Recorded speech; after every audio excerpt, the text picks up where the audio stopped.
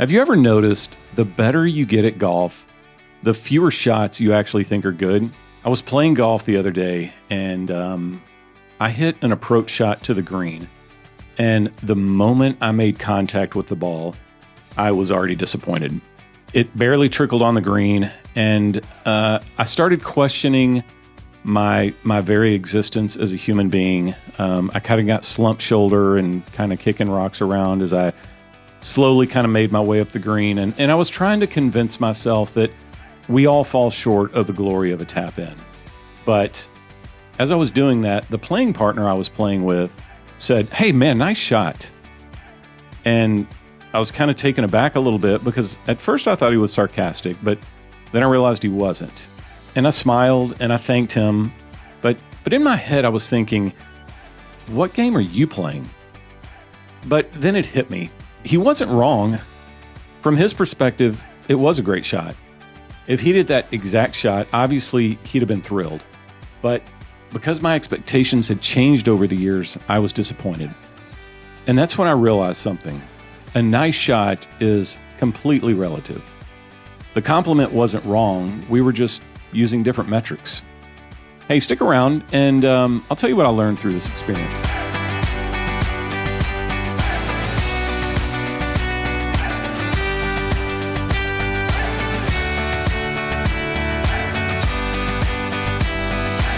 Hey guys, welcome back to another episode of Shanktification. My name is Mark, and thanks for joining me.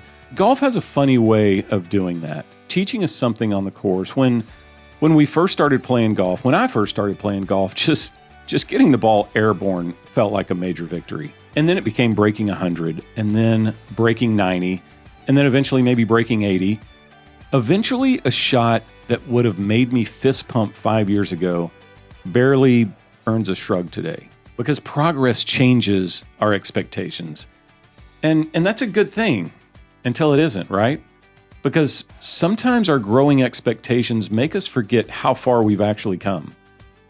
I think we do the same thing in our spiritual lives. We look at someone who's been following Jesus for 30 years and think, man, I'll never be able to pray like that. Or I'll never have the kind of faith that they do. Or I'll never be able to memorize that kind of scripture, or I'll just never have that much faith. Meanwhile, somebody that's new to following Christ is looking at us saying, man, I hope my faith is anywhere in the ballpark of them someday. Because again, it's all relative. The danger is that we spend so much time looking at people ahead of us that sometimes we completely miss the people that are behind us, being encouraged by our example. And the Apostle Paul addresses this very thing. In 2 Corinthians chapter 10, verse 12, he says, "But when they measure themselves by one another and compare themselves with one another, they are without understanding." And man, that is such a strong statement. Paul doesn't say comparison is merely unhelpful. He says it's foolish. And why does he say that?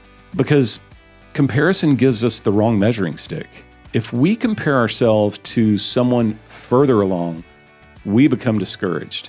We've been there. But if we compare ourselves to someone struggling more than we are, we become prideful. And we've probably all been there. And neither one of us tells us the truth. Only Christ is the standard. And golf reminds me of this every single round. A scratch golfer can hit one to 20 feet and think, terrible swing. Meanwhile, a 15 handicap is watching him make that same exact shot, and he's thinking to himself, man, if I could just do that once today, I'd be ecstatic. And neither golfer is lying. They're just simply standing in different places. And that's true in life too. Maybe you're frustrated because you aren't where you want to be spiritually. But what if someone who met you 5 years ago would hardly recognize the person you've become? What if God has been transforming you little by little, but you've been so focused on the next step that you've forgotten to celebrate his faithfulness in the last one? Sometimes we become so aware of what still needs work that we forget to thank God for what he's already done. And there's another side to this observation too. Maybe someone has told you lately, I really admire blank in you, or I'm really impressed with the way you handled blank. And you think, Man, if you only knew how much I still struggle. Of course you do. We all do. But don't dismiss the encouragement. God often uses imperfect people to encourage other imperfect people. And no one is asking us to be perfect. They're simply watching someone who's a few steps further down the path. And here's what I don't want us to miss. We don't need to lower God's standards. We simply need to stop measuring our lives against everyone else's journey.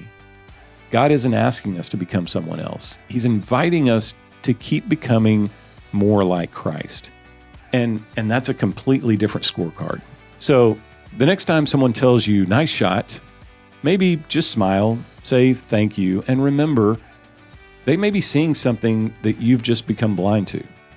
And the same thing may be happening in your walk with Jesus. Someone else may see God's grace in your life long before you do, because a nice shot is completely relative. And maybe spiritual growth is too. Not because truth changes, but because perspective does. So keep your eyes on Jesus. Encourage the people coming behind you. Learn from the people ahead of you. And stop letting comparison steal the joy of the progress God has already made in your life. Because the goal was never to become one of them. The goal has always been to become more like Him. Hey, my name is Mark. Thanks for listening. Thanks for watching. If you would share and subscribe, that would mean the world to me. I appreciate you guys. And until next time, keep chasing better.